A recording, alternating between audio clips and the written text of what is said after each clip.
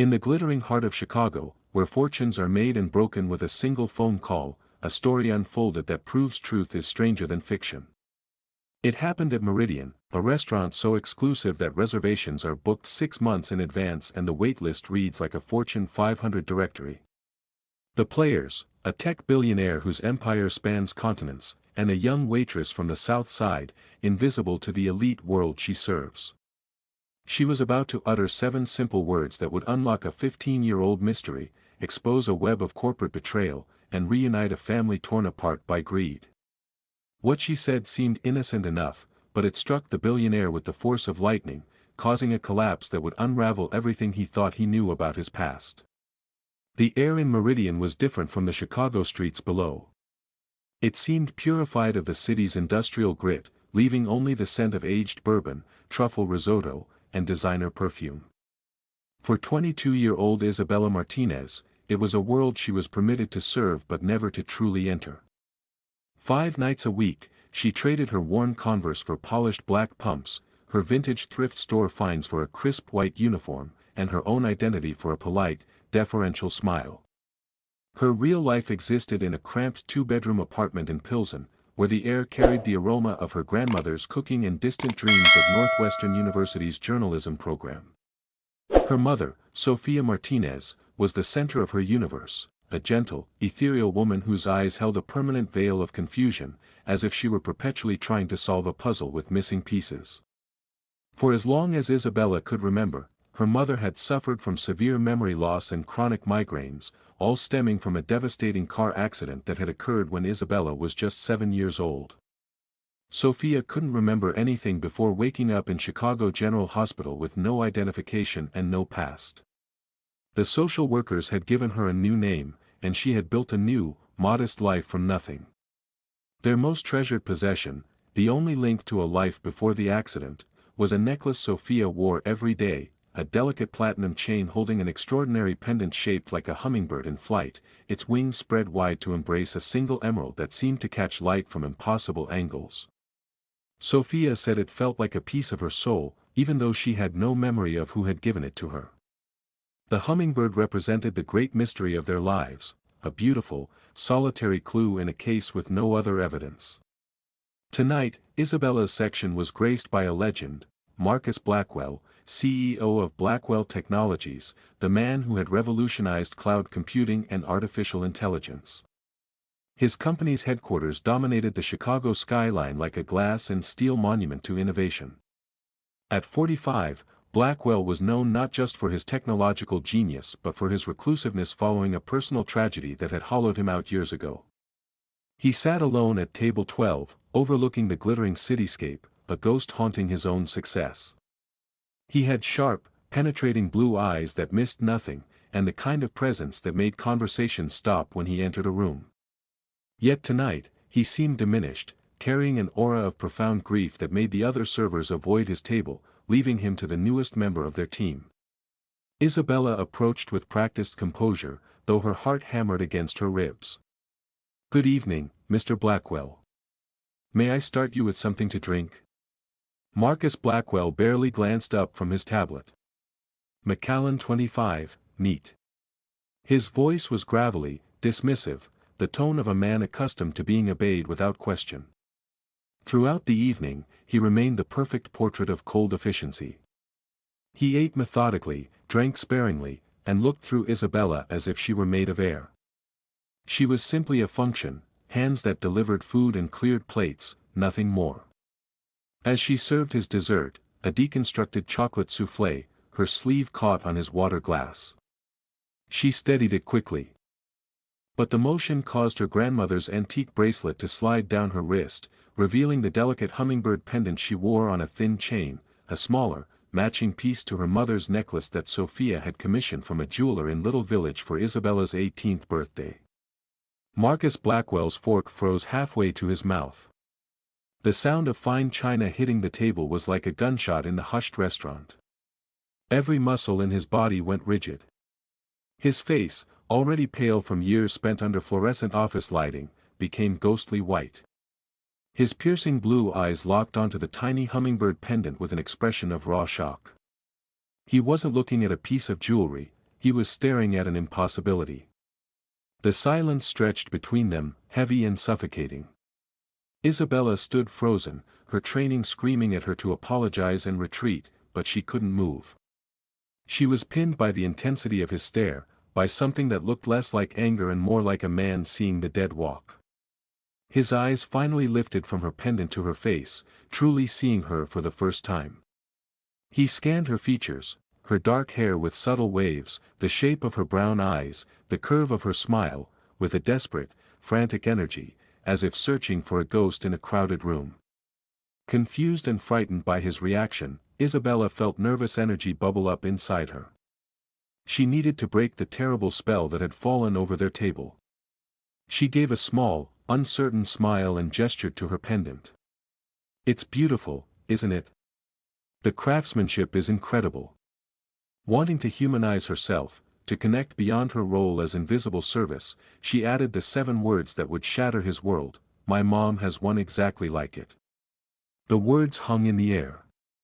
For Marcus Blackwell, time stopped.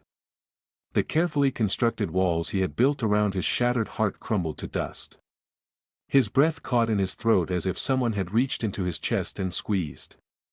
"What did you say?" he whispered, his voice unrecognizable, broken, desperate. Isabella's confidence faltered under his intensity.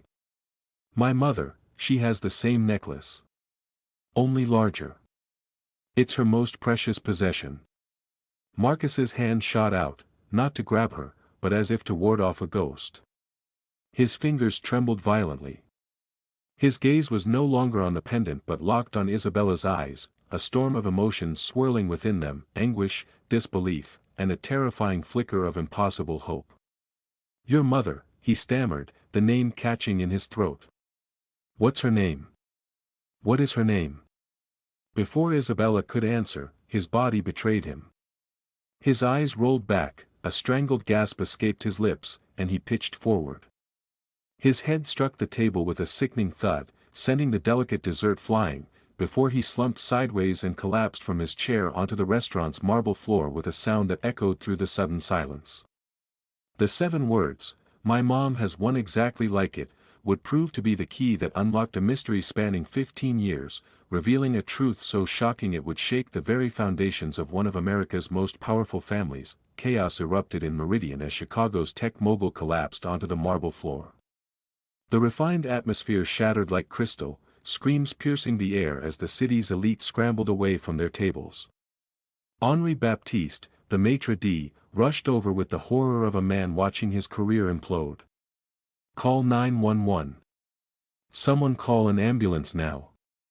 Staff and patrons swarmed around the fallen billionaire. Isabella was pushed back, stumbling in her heels, her mind reeling. One moment she had been making polite conversation, the next, one of the most powerful men in America was unconscious at her feet. What had she done? What had she said? The image of his face, the raw agony in his eyes before he collapsed, was seared into her memory like a brand.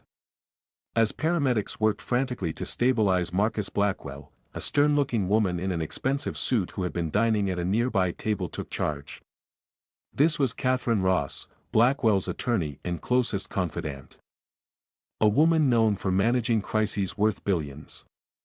She barked orders into her phone while her sharp eyes assessed the chaotic scene. Her gaze landed on Isabella, who was being questioned by the frantic maitre d'. "What did you say to him? What did you do?" Henri hissed, his French accent thick with panic. "Nothing," Isabella stammered, holding up her pendant as if it were evidence. "I just mentioned my necklace." Catherine Ross heard every word. She approached with the calculated stride of a predator, her presence silencing Henri instantly. She studied Isabella with laser focus, her gaze lingering on the tiny hummingbird. Without saying a word to Isabella, she pulled a business card from her leather portfolio and pressed it into Henry's palm. "Find out everything about her," Catherine commanded in a voice that could cut steel. "Full background. I want it on my desk by morning. And make sure she doesn't disappear." Then she was gone, following the gurney into the Chicago night, leaving Isabella standing in the wreckage of her ordinary life, the tiny platinum hummingbird at her throat feeling impossibly heavy, like the weight of secrets about to be unearthed. The next 48 hours were a blur of anxiety for Isabella. She was immediately placed on indefinite leave from Meridian. The unspoken message was clear: she was a liability, a problem to be managed. The incident dominated financial news. Tech mogul Marcus Blackwell collapses at exclusive restaurant, but there was no mention of a waitress or a pendant. Isabella had been scrubbed from the official narrative, yet she felt like the central figure in a drama she didn't understand. She spent her days in their small Pilsen apartment, tending to her mother, Sophia. The news of a billionaire's collapse was distant thunder to Sophia, who preferred her quiet world of telenovelas and potted herbs.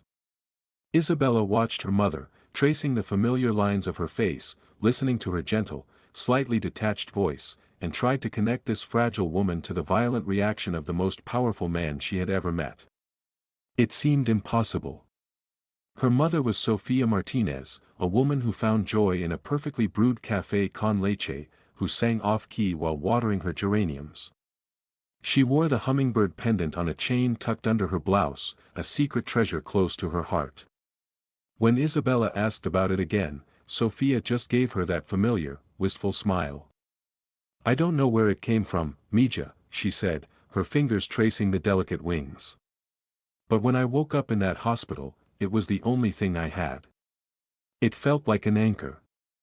It felt like home, even when I didn't know where home was." On the third day, the summons came. Not a phone call or email, but a sleek black town car that glided up to their weathered apartment building like a panther stalking prey.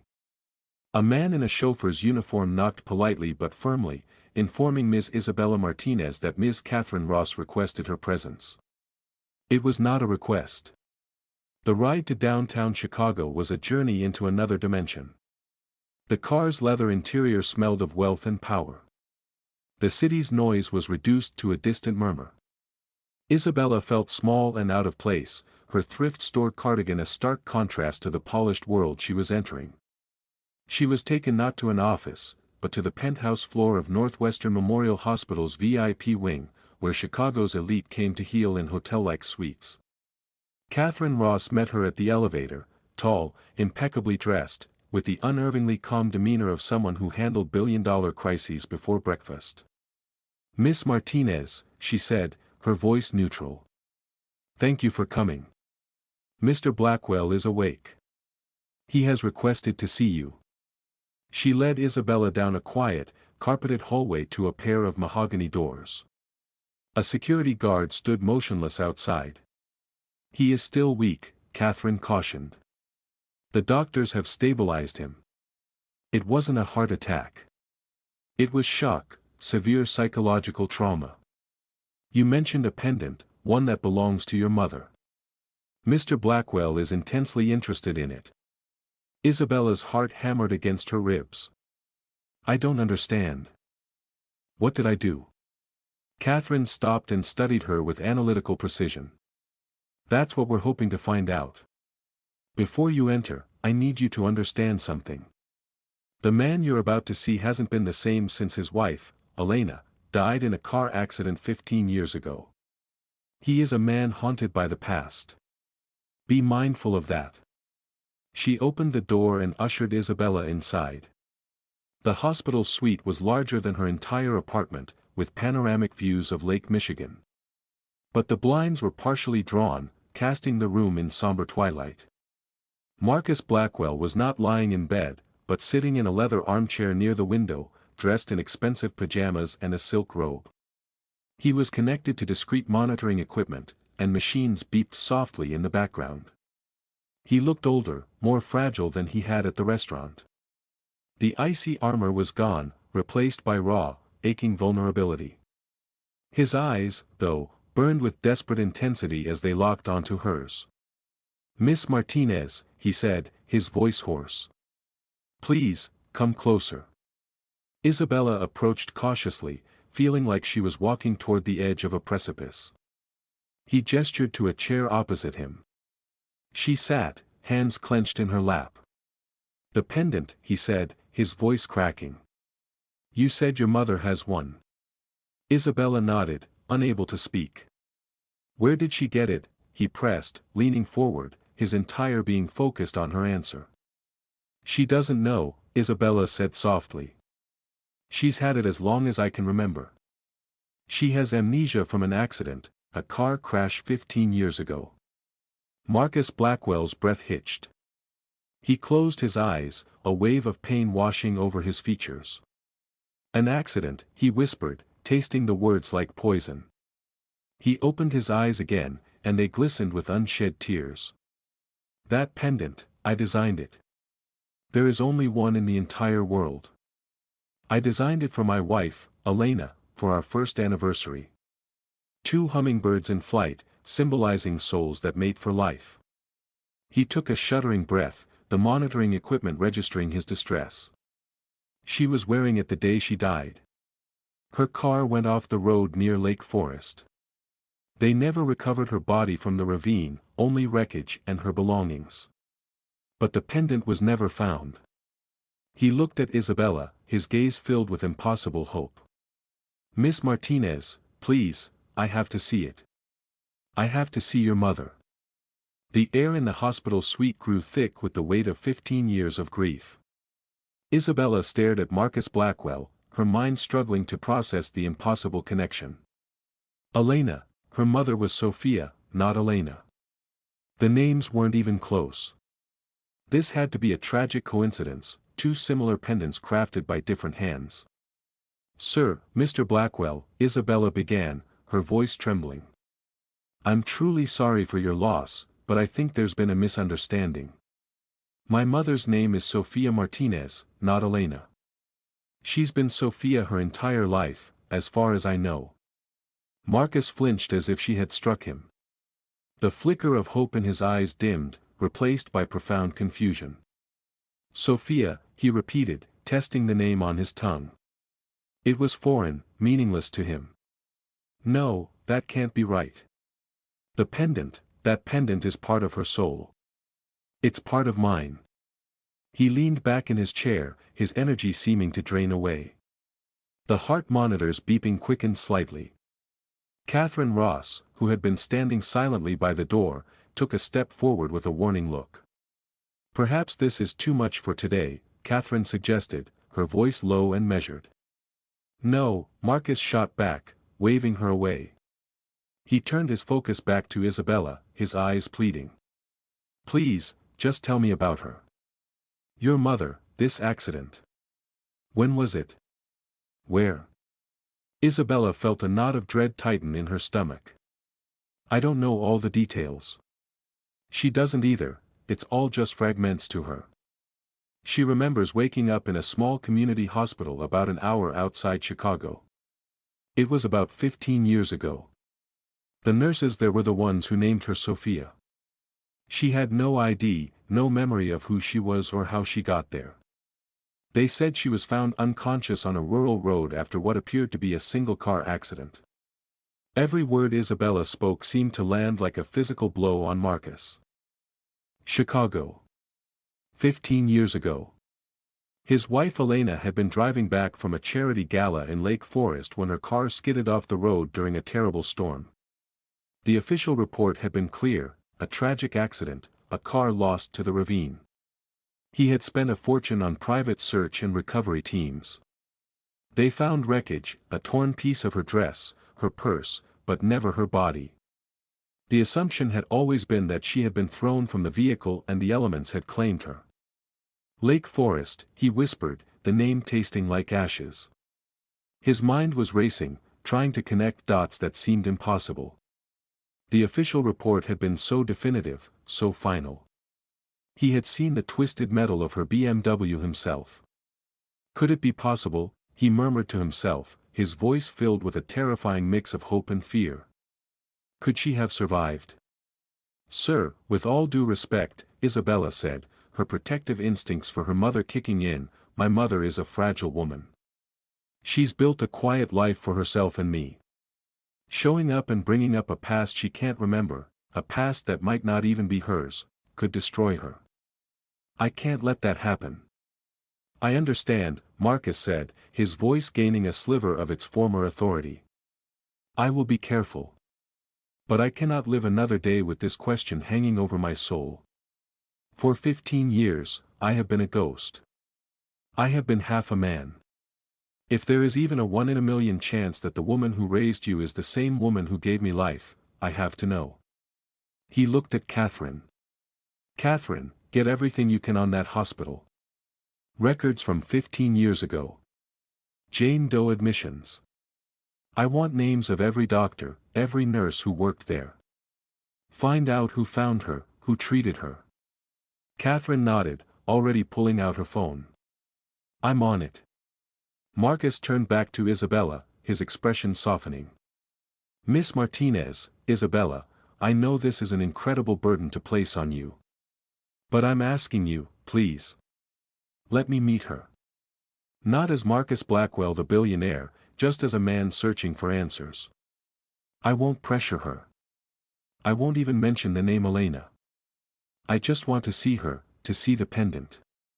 Isabella was torn. Her entire life, she had wondered about her mother's past, had dreamed of finding keys that could unlock Sophia's lost memories and heal the sad, vacant spaces in her mind. Now that key was sitting in front of her, dressed in silk pajamas, a man of immense power and profound pain. But what if opening that door released not healing, but a flood that would drown them both? Looking into his eyes, she saw not a tech mogul, but a man who had lost everything. It was a look she recognized, a quieter version of the same loss she saw in her mother's eyes every day. Okay, she finally whispered. I'll talk to her. I'll arrange a meeting. But we do it my way, quietly, at our apartment. No lawyers, no security, just you. A single tear traced a path down Marcus Blackwell's cheek. It was the first one he had shed in 15 years. Thank you, he breathed. Thank you. Meanwhile, Catherine Ross had already set the investigation in motion. Her first call was to David Chen, the most discreet private investigator in Chicago, a former FBI agent who now worked exclusively for clients who valued both results and silence. Within hours, Chen was driving north toward the small community hospital where Sophia Martinez had been found 15 years ago. The facility was now a modern medical center, but 15 years ago it had been a modest rural clinic with paper records filed in dusty basement archives. A substantial donation to the hospital's new pediatric wing opened every door Chen needed.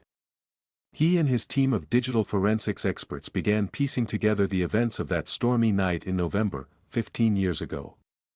They found the admission record for a Jane Doe brought in by a local farmer who discovered her unconscious beside a rural road, miles from where Elena Blackwell's car had been found. She had suffered severe head trauma, multiple fractures, and profound memory loss. She was the only unidentified patient admitted that week. The trail began to heat up when Chen cross-referenced the hospital staff records with Marcus Blackwell's personal and financial history. He was looking for any connection, however tenuous, that could explain the discrepancies in the official reports. What he found made his blood run cold. The hospital's head administrator at the time was a man named Robert Walsh, who had retired to Florida shortly after the incident, citing a sudden inheritance from a distant relative. There was no record of any such inheritance, but there was evidence of a series of wire transfers totaling $3 million that had been deposited into Walsh's accounts, transfers originating from a shell company registered in the Cayman Islands. It took Chen's team 3 days of relentless digging to trace the shell company back to its true owner, Daniel Blackwell, Marcus's younger brother and business partner. The man who had been Marcus's pillar of support during the worst period of his life. The man who had handled the family's affairs while Marcus grieved. The man who had confirmed the wreckage, managed the death certificate, and been the voice of reason when Marcus wanted to keep searching. The truth was beginning to take shape, and it was uglier than anyone had imagined. The day of the meeting arrived, tense with both dread and impossible hope. Marcus Blackwell, carrying only a humble bouquet of lilies, climbed the creaking stairs to the Pilsen apartment. Every step felt heavier with the possibility of a miracle, or another heartbreak. Isabella opened the door. "She's in the living room," she whispered, her voice shaking. "Good luck." Marcus nodded, gave a small, grateful smile, and stepped inside. Sophia, her real name Elena, sat in the fading sunlight by the window, knitting in her lap. When she looked up, both seemed frozen, as if time itself had snapped taut between them. Marcus studied her face, searching for the younger woman etched into his memories, while Sophia felt the jolt of unplaceable recognition. "Hello," she said softly. Marcus approached, setting the lilies on the coffee table. "Hello. There's no need to be afraid. Thank you for agreeing to see me." They sat in silence. Marcus glanced at the hummingbird pendant shining at her throat. "That necklace, it belonged to my wife. I designed it for her long ago. I think you might be her." His voice trembled. Sophia clutched the pendant. "This is all I have from before. I woke up after the accident with nothing, no memory, just this necklace. The hospital named me Sophia. I tried to remember. Sometimes I dream of a man's voice, calling, but I never see the face clearly." Tears filled Marcus's eyes. Elena's car vanished in a storm near Lake Forest. "We searched for weeks. The official report said she was gone, but I never found her. I never stopped hoping. You feel like home." Sophia began to weep. "Why don't I remember?" Gently, Marcus reached into his wallet, pulling out a yellowing photograph, their wedding day, 2 laughing faces, a hummingbird necklace glinting between them. "That's us. 15 years ago. You loved lilies, old jazz records, and painting. You used to call me at midnight with your wildest ideas. Everything I am, everything good in my life, was because of you." Torn by conflicting feelings, Sophia held the photo with trembling hands, searching her heart for anchors in the shifting tide of memory. "I believe you. I feel something. A longing I can't explain." Just then, Isabella brought tea and quietly left the room, giving them privacy. For over an hour, Marcus shared stories about Elena's life, their anniversary in Paris, the mural she painted in their first apartment, the child they longed for but never had. Sophia listened, sometimes smiling, sometimes crying, but the memories didn't return, only a growing sense that her life was more than the fragments she held.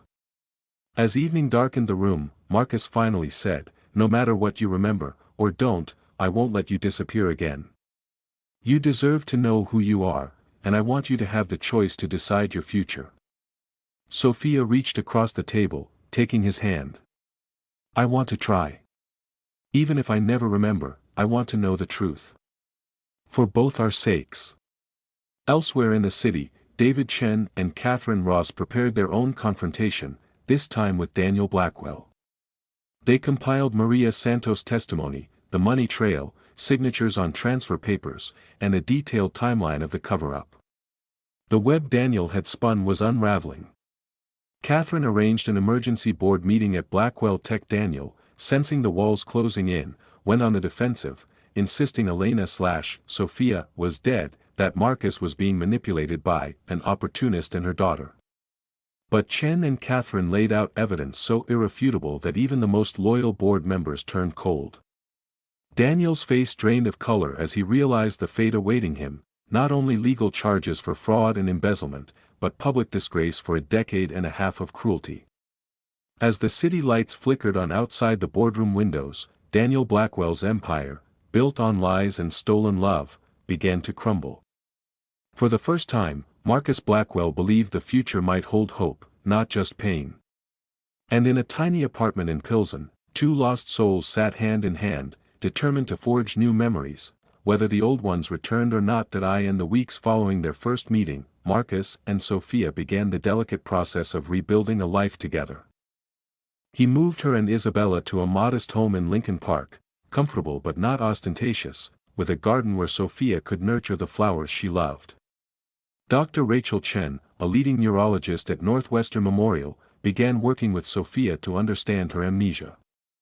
The scans revealed scar tissue consistent with severe trauma, but also something remarkable: her emotional memory centers remained intact.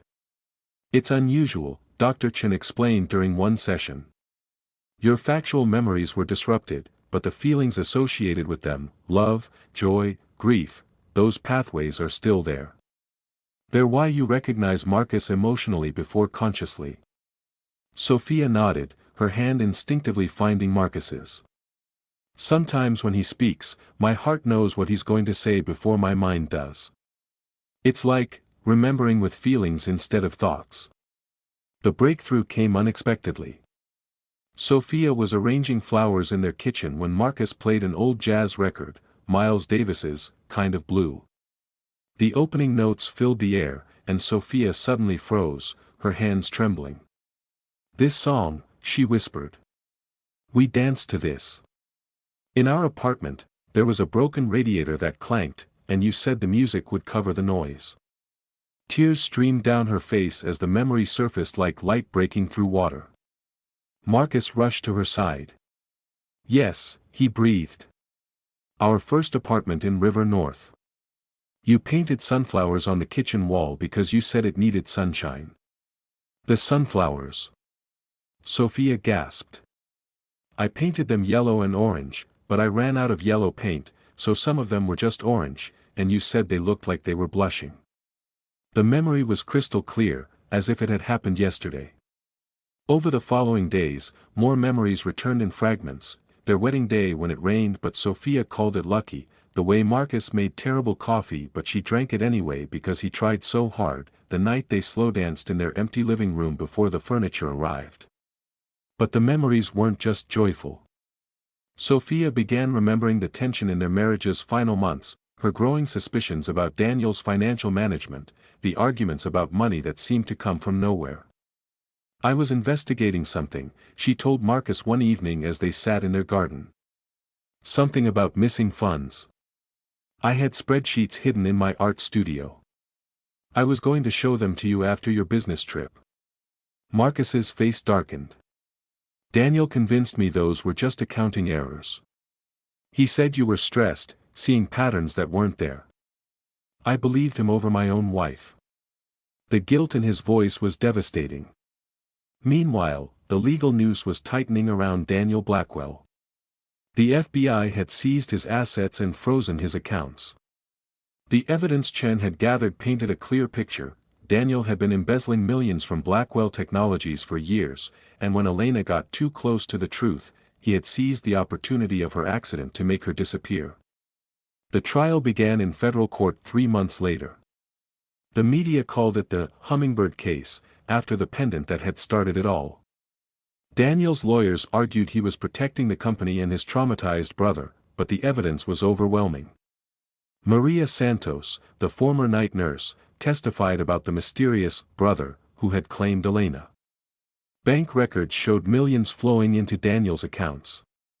Most damning of all was a recording Chen had obtained, Daniel drunkenly bragging to a business associate about solving the Elena problem permanently. On the day of sentencing, Marcus, Sophia, and Isabella sat together in the front row.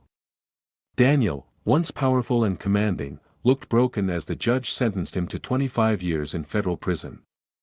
"Your actions," the judge said, "didn't just steal money. You stole 15 years of love, of family, of life itself. You condemned a woman to live as a stranger to herself and a man to mourn someone who was still alive." As they left the courthouse, Sophia squeezed Marcus's hand. "I remember our last conversation now," she said quietly. "Before my trip to Lake Forest. I told you I loved you more than my own life. You said you'd love me even if I forgot my own name." Marcus stopped walking, overwhelmed. "And I said I'd find you even if you were lost to yourself." "You kept your promise," Sophia whispered. "You found me." That evening, in their Lincoln Park home, Marcus got down on one knee in their garden. He held out a simple ring, not the elaborate jewelry he could afford, but a delicate band with a single hummingbird etched in platinum. "Elena, Sophia, whoever you choose to be, will you marry me again? Not because of who we were, but because of who we've become." Isabella watched from the kitchen window as her mother said yes, as Marcus slipped the ring onto her finger, as they held each other under the stars. For the first time in her life, she felt complete, not just as Sophia's daughter, but as Elena's daughter too. As part of a family that had been broken but refused to stay shattered. The hummingbird pendant caught the moonlight as they danced slowly in the garden, two souls who had found each other twice, proving that some loves are too strong for even tragedy to destroy. Their story had begun with 7 words from a waitress and ended with a truth that changed everything: love doesn't forget, even when memory fails. It waits, patient as heartbreak, until it can find its way home. 2 years after the trial that sent Daniel Blackwell to prison, life had settled into a rhythm that Sophia, who now chose to be called Elena again, had never imagined possible. She and Marcus had remarried in a small ceremony in their Lincoln Park garden, with Isabella as her maid of honor and Dr. Chen as an unexpected but cherished guest. The memories continued to return in waves, some triggered by familiar scents or sounds, others emerging during quiet moments with Marcus. Not all of them came back. Dr. Chen explained that some neural pathways had been permanently altered, but enough returned for Elena to feel whole again. She had resumed painting, setting up a studio in the sunroom of their home.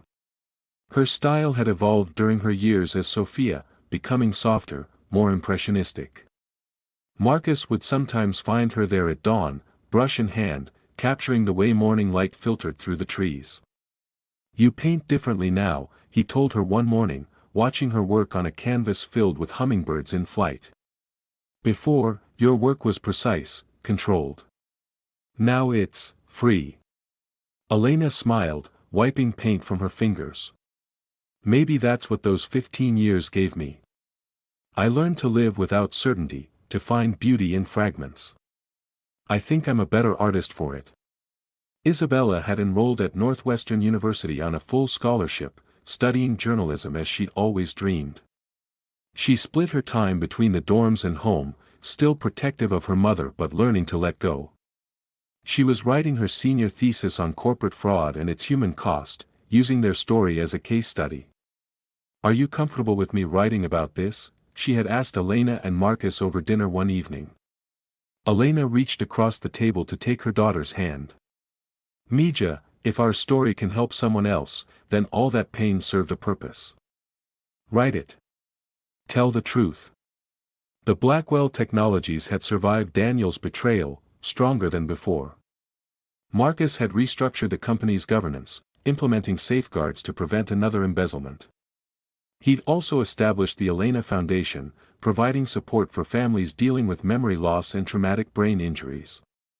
But perhaps the most remarkable change was in Marcus himself.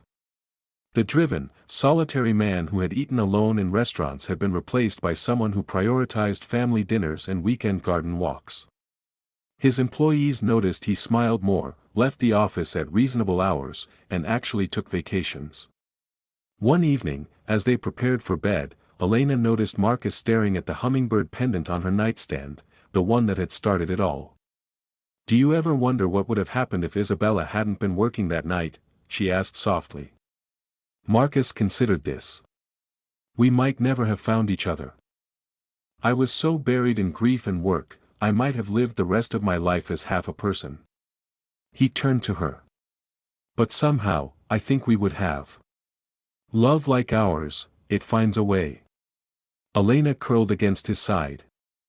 "I used to be afraid that I was cheating you, that Sophia wasn't enough, that you deserved your Elena back completely." "You are Elena," Marcus said firmly. "All of you, the memories you kept and the ones you lost, the woman who survived 15 years alone and the one who's here with me now. You're not less than you were. You're more." Their peace was occasionally disrupted by reminders of Daniel's crimes. He had appealed his sentence unsuccessfully, and would remain in federal prison until he was well into his 70s. Sometimes reporters still called, wanting updates on the Hummingbird case, but they had learned to protect their privacy.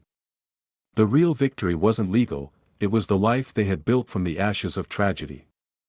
Isabella, watching her parents during family dinners, saw something she had never witnessed before: her mother fully present, engaged, laughing until tears came. The vague sadness that had always shadowed Sophia's eyes was gone, replaced by a contentment Elena had forgotten was possible. On the second anniversary of their reunion, Marcus surprised Elena with a trip to Paris, not a recreation of their honeymoon, but something new. They spent days wandering museums and cafes, creating fresh memories to layer over old ones. In the Musée d'Orsay, standing before a painting of water lilies, Elena suddenly gripped Marcus's arm. "I remember this," she whispered. "Not from before, but, we talked about coming here. During those first weeks when you were telling me stories about Elena. You said I always wanted to see the Impressionists in person." Marcus nodded, his throat tight with emotion. "You said they understood that beauty wasn't about perfection, but about capturing light at the perfect moment." "I still believe that," Elena said, studying the brushstrokes. "Maybe that's what happened to us. We lost the perfect moment, but we found the light again anyway." They flew home to Chicago renewed, ready for whatever came next. Isabella had news waiting. She had been accepted to graduate school for investigative journalism, and she wanted to specialize in cold cases. "There are other families like ours," she explained over dinner. "Other people whose loved ones disappeared into bureaucratic cracks or were hidden by corruption. If I can help even one family find each other again." Elena and Marcus exchanged glances. Their daughter had inherited not just Elena's artistic eye but her sense of justice, her refusal to accept easy answers. "We're proud of you," Elena said simply. "But promise me you'll be careful. Some people will do anything to keep their secrets buried." That night, as Chicago sparkled beyond their windows, Elena and Marcus lay in bed talking about the future. They spoke of travel plans and Isabella's career, of the foundation's growing impact and Elena's next art exhibition. What they didn't speak of, because it didn't need saying, was the miracle of their second chance, the way 7 simple words from a waitress had unlocked 15 years of separation and sorrow. The hummingbird pendant gleamed on Elena's nightstand, no longer a symbol of loss but of love's ability to transcend time, memory, and even death itself. Some stories end with justice served. Others end with mysteries solved. But the best stories, the ones that matter, end with people finding their way home. 5 years had passed since that fateful evening at Meridian Restaurant. Isabella Martinez, now Isabella Blackwell, stood in the Chicago Tribune newsroom, clutching her Pulitzer Prize nomination letter. Her investigative series, The Missing: How Corporate Corruption Hides Human Stories, had exposed 6 cases of families separated by powerful interests. "I couldn't have done this without living it first," she told her editor. Sometimes the best stories start with personal truth. At home in Lincoln Park, Elena was finishing a painting for her upcoming gallery show. The canvas depicted 2 hummingbirds finding each other across a stormy sky. Their wings almost touching as lightning illuminated the clouds. "It's beautiful," Marcus said, finding her in the studio. At 50, he looked younger than he had at 45, the years of grief finally lifted from his shoulders. "It's us," Elena replied simply. "The storm that separated us, and the moment we found each other again." The gallery opening drew hundreds, but Elena only had eyes for her family. Isabella had flown in from Washington, D.C., where she worked for the Washington Post. Sofia Martinez, Elena's professional name, had become Chicago's most celebrated painter of memory and loss.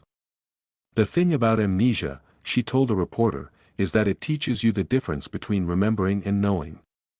I couldn't remember Marcus, but my heart knew him. Love isn't stored in memory, it's written in the soul." As evening wound down, the family stood alone among Elena's paintings. Each canvas told part of their story: separation's darkness, lost identity's confusion, recognition's joy, and acceptance's peace. "Do you ever regret the 15 years we lost?" Marcus asked quietly. Elena considered this, touching the hummingbird pendant at her throat. "I used to. But those years made Isabella who she is. They taught me to appreciate ordinary moments. They showed you that love is worth fighting for." She looked at Isabella studying a painting of their old Pilsen apartment. "Without those years, our daughter wouldn't have the strength to help other families. She learned compassion watching her mother struggle.